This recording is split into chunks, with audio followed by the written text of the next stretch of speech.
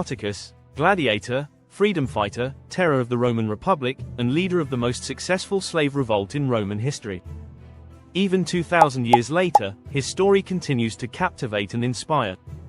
Early life. Our knowledge of Spartacus comes from historians writing centuries after the Third Servile War. Unfortunately, no contemporary accounts from Spartacus or his followers survive, leaving much of his life shrouded in mystery. Spartacus was likely born around 111 BCE in Thrace, a region encompassing parts of modern-day Bulgaria, Greece, and Turkey. He may have belonged to the nomadic Metis tribe, and some speculate he was of royal lineage, as several Thracian kings bore the name Spartacus. As a young man, Spartacus joined the Roman army, possibly as a mercenary, since his lack of Roman citizenship barred him from becoming a legionary. Here, he honed his skills in warfare and leadership. However, disillusioned by the harsh discipline, he deserted and turned to banditry to survive. Captured as a deserter, he was enslaved, a fate that set the stage for his legendary rebellion. From slave to gladiator, Spartacus was sold to Batiatus, the owner of a gladiator school in Capua, near Naples.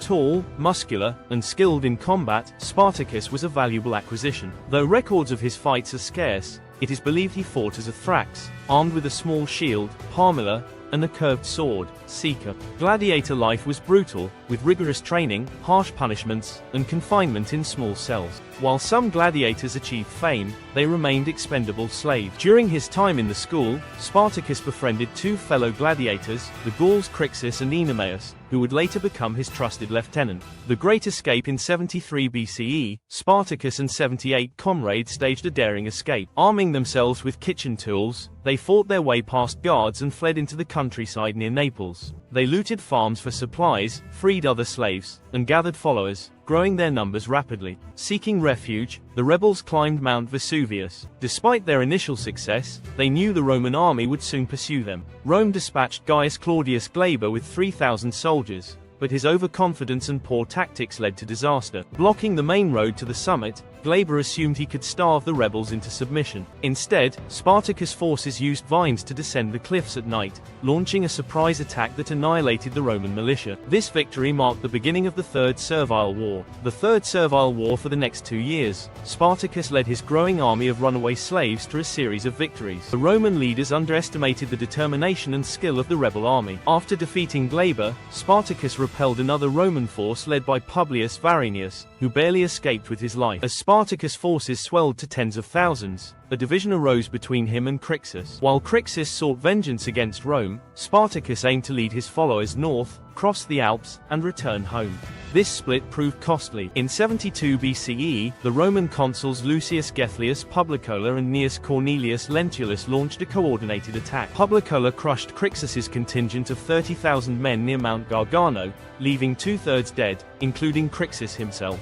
Enraged, Spartacus avenged his fallen ally by defeating both Roman armies in separate battles. Crassus and the final stand. Rome finally took the threat seriously and appointed Marcus Licinius Crassus to command the campaign. Ambitious and eager for military glory, Crassus instilled fear in his troops through brutal discipline, including decimation, killing 1 in 10 soldiers for past failures. Meanwhile, Spartacus abandoned his plan to cross the Alps and retreated south, hoping to reach Sicily. He attempted to negotiate with pirates to transport his forces across the Strait of Messina, but the pirates betrayed him, taking his payment and disappearing. Crassus cornered Spartacus in the Rhegium Peninsula, constructing an immense 37-mile-long system of trenches and walls. Although Spartacus escaped the trap, a final confrontation became inevitable. In the spring of 71 BCE, at the Battle of the Salaris River, Spartacus led his men in a desperate charge against Crassus' forces. Despite fighting valiantly, Spartacus was mortally wounded. Even on his knees, he continued to battle until he was overpowered. His body was never found, and the rebellion ended in defeat. Crassus crucified 6,000 captured rebels along the Via Appia as a grim warning to others. Pompey, arriving late to the scene, captured and executed 5,000 more rebels, claiming credit for the victory. While Crassus received only a modest ovation in Rome, Pompey was awarded a triumph. Spartacus' rebellion failed, but his legacy endures as a symbol of resistance against oppression. His story continues to inspire those seeking freedom and justice. If you enjoyed this video, hit the like button and subscribe for more historical chronicles.